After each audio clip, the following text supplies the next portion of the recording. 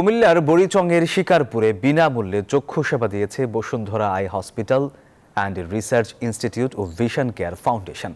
শুক্রবার সকাল থেকে শিকারপুর গ্রামের জামিয়া নূরে মোহাম্মদিয়া এতিমখানা কমপ্লেক্সে দেয়া হয় এই চিকিৎসা কার্যক্রম। চলবে বিকেল পর্যন্ত।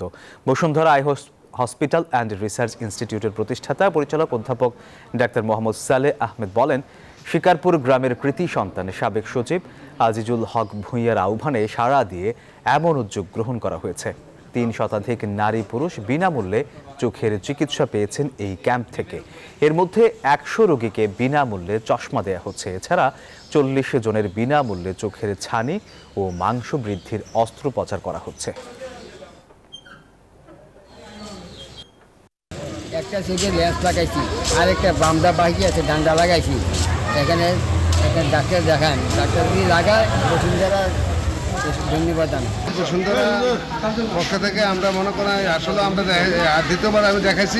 বিনামূল্যে চক্ষু সেবা আমাদেরকে দেওয়ার জন্য বসুন্ধরাকে অনেক ধন্যবাদ। আমরা বিনামূল্যে ওষুধ পাচ্ছি। আমরা এই তো বিকেল 4টা পর্যন্ত রোগী দেখবো ইনশাআল্লাহ। হয়তো আমরা 300-400 রোগী আমরা দেখতে পারবো। তো আমরা সব কিছু চিকিৎসা দিয়ে যাদের অস্ত্রোপচার লাগবে তাদেরকে আমরা বসুন্ধরা হাসপাতালে নিয়ে গিয়ে আমরা তাদের অপারেশনের ব্যবস্থা করে দেবো ইনশাআল্লাহ।